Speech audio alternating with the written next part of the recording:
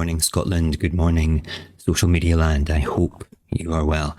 It is Monday, the 27th of January, 2025. Scottish Unionists love the Union, even when it harms Scotland, even when it exploits Scotland's resources and leaves Scots worse off. They remain loyal to a system that has repeatedly failed their own country. They seem happy to see Scotland's challenges magnified, its opportunities suppressed, and its people ignored, so long as Westminster's in charge. Why do they support a union that seems to take such pride in kicking Scotland when it's down? Maybe they just enjoy the spectacle. Perhaps they are nostalgic and can't evolve past the king and country mindset. Of course, they forget the country in king and country is not really Scotland, is it? Or perhaps they are just accepting of the gaslighting and the brainwashing that Scotland survives on handouts and that we're a bunch of scroungers. Scotland is one of the most resource-rich countries in Europe, but you wouldn't know it from how the Union has managed its wealth. Take North Sea oil, for example. While Norway created $1 trillion sovereign wealth fund to benefit its people, Westminster squandered Scotland's oil reserves, using them to plug a hole in its own budget and fund tax cuts for the wealthy. Scotland must be thrilled watching Westminster spend Scotland's wealth on priorities south of the border. After all, who needs world-class public services when you can fund HS2 instead?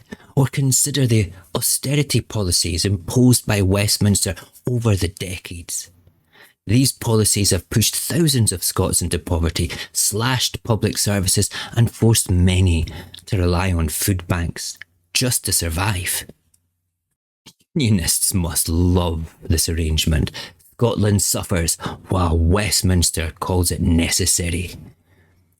Why do they celebrate a union that makes life harder for ordinary Scots? Let's not forget Brexit.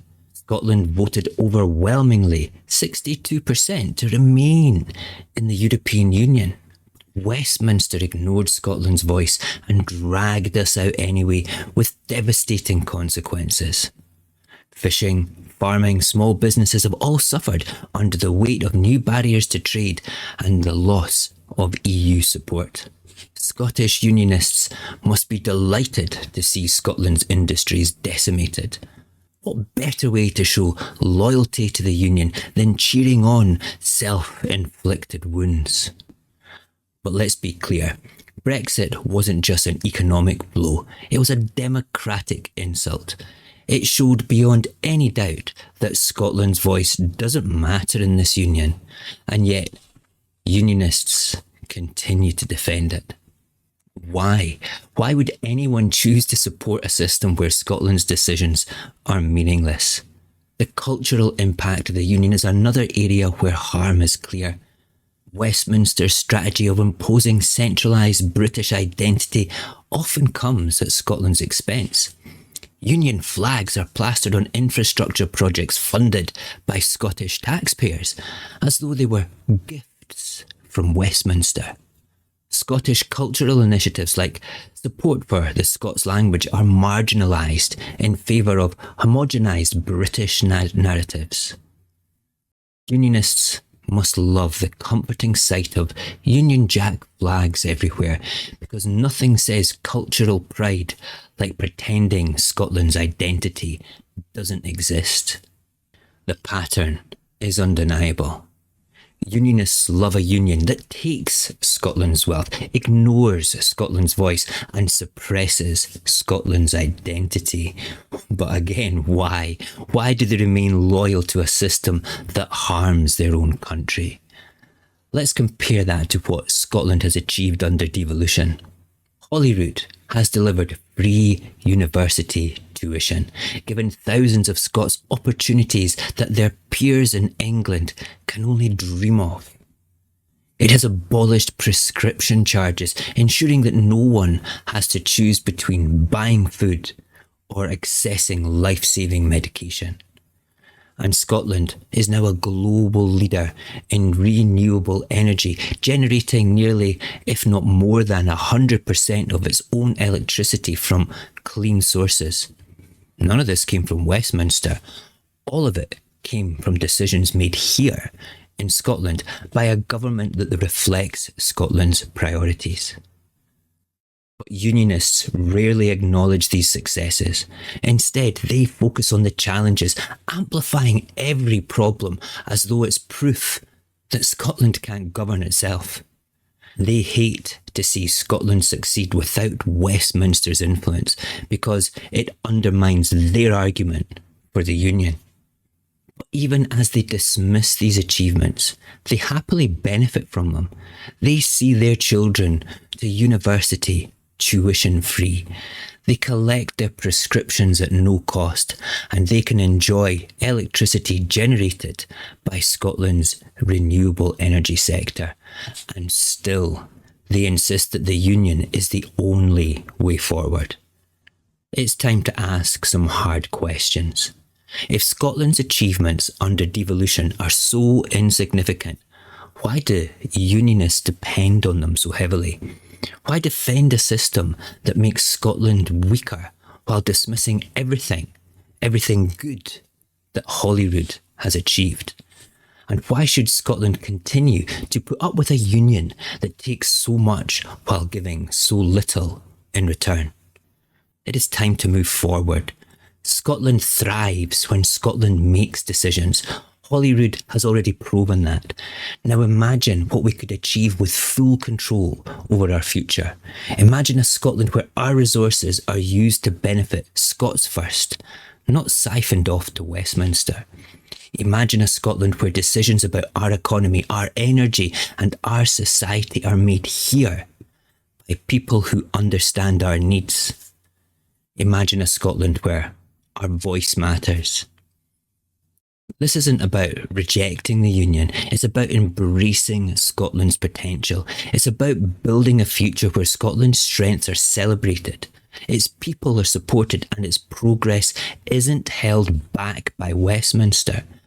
It's about putting Scotland's future in Scotland's hands, and that starts with recognising the truth about the Union. The Union doesn't protect Scotland, it exploits it.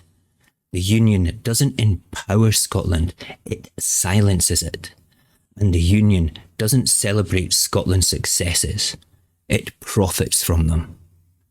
So the next time someone asks you why you support independence, ask them this back. Why do unions support a system that harms their own country? Why do they love a union that takes so much from Scotland and gives so little in return?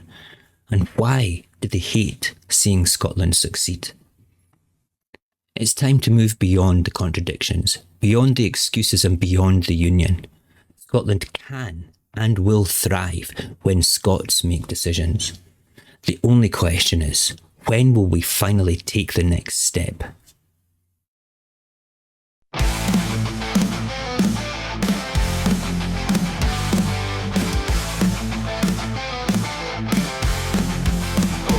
Pity the Unionists put their heads held low, defending a union that keeps them in tow. Happier to feel that they stand up tall. They love the chains that make them small. All willing to go, yes in line. Need that devotion to those who can find. Centuries of abuse should they still defend the hand that exploits them again and again. What have they gained from this so-called bond? The wealth is taken, their future upon. They cheer for the lies, they deny the truth, so that their pride for Westminster's proof. Oh, willing to go, guess in line. Need their devotion to those who can find. Centuries of abuse, should they still defend the hand that exploits them again and again. What have they gained from this so-called bond? The wealth is taken, their future upon. They cheer for the lies, they deny the truth, sold up their pride for Westminster's proof.